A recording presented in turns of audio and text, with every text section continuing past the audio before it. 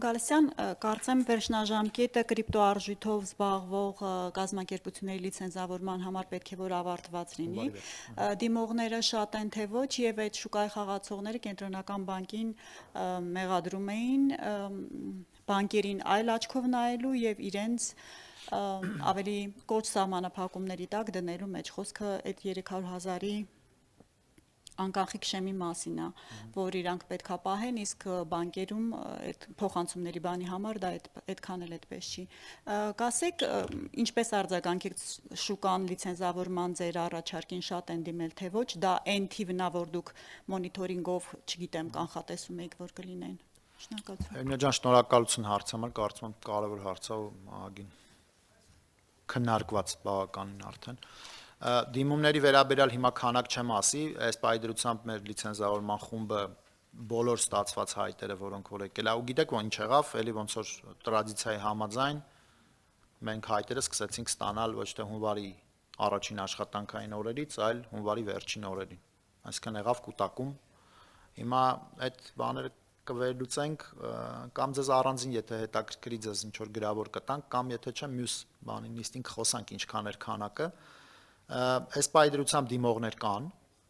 մենք դիմողներ ունենք, այդտեղ նաև որոշակի տեխնիկական խնդիրներ կան, որովհետև այն մեյլերից, որ իրանք ուղարկել են այդ մեյլերը որոշակի սերտիֆիկացիայի եւ մեր ներսի համակարգ մտնելու պահանջներին պիտի բավարարեին, այդտեղ որոշակի փոքր տեխնիկական խնդիրներ կան, բայց կլուծենք այդ խնդիրները, արագ կպատասխանեն գործընկերներին, որպեսզի իրանց համար էլ անորոշությունը երկար չտևի ու կկարողանան գործել։ Ինչ վերաբերվում է համակարգերին, ես էլի չեմ ուզում կրկնվեմ, որովհետև այդ համակարգերը ըստ էության էապես տարբերվում են։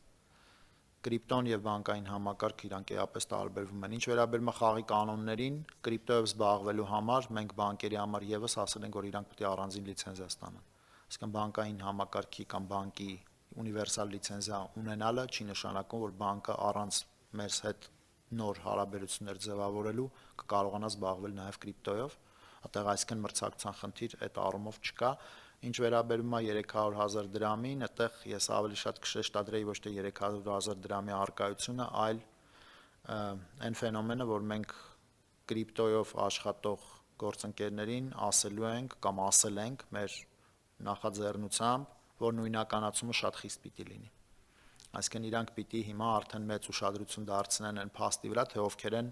իրանց հաճախորդները։ Այդ բնականաբար բաց թափանցիկ խաղացողների համար կստեղծի հնարավորություն հետագայում նաև համագործակցել բանկերի հետ եւ այլ գործընկերների հետ, բայց չեմ բացառում, որ կարող են լինել դեպքեր,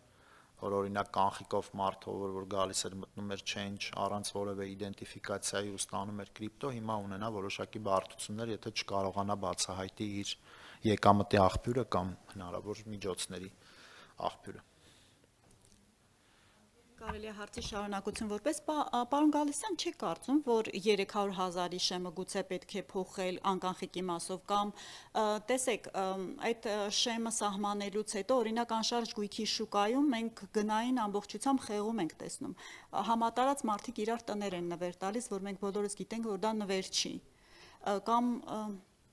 գործարքի մի մասը ձևակերպում են գումարը նվազ ու մնացածը կանխիկով անում են։ Դուք էլ գիտեք, ուզում եմ ասեմ, ինչ փոխվեց դրանից։ Հա, մենք գիտեք ինչ է, այդ 300,000-ը մենք հիմա այս փուլում դուք գիտեք, որ ինքը անկանխիկ ընդհանրապես պետք է չլիներ։ Հա, այսինքն օրենքը ընդունվել էր, մեր գործընկերների կողմից պարլամենտ տարած օրենքը ընդունվել էր առանց որևէ կանխիկի հնարավորության։ Մենք այս անցումային փուլում որոշեցինք այդ անկանխիկի շեմը գոնե դնենք ինչ որ խելամիտ թիվ, որտեվ միջին վիճակագրական հայի համար, որը որ անում է ինչ որ գործառնություններ, այդ խելամիտ շեմա է ընդհանրում եմ։ Կարող է սխալվում եմ, չեմ կարող ասել։ Բայց միևնույն ժամանակ այս չափով աճող տնտեսության համար այսքան տարիների ընթացքում 300,000-ի շեմը պետքա բարձրացվի։ Միգուցե դուք ճիշտ եք, չեմ կարող ասել, միգուցե ճիշտ եք, բայց մենք մտածում ենք, որ կդիտարկենք, բայց ես ուզում եմ ոչ թե գումարի վրա մենք շեշտադրում անենք, այլ այն գործառույթի, որը մեր կրիպտոյով զբաղվող գործընկերները պիտի իրականացնեն այդ նույնականացումն է։ Այդ ամենակարևոր գործառույթն է։ Այսինքն մենք պիտի ունենանք ինֆորմացիա հավաստի, ով է իրականացրել այդ գործառնությունը, որտեղից այդ միջոցները ու ինչ նպատակով։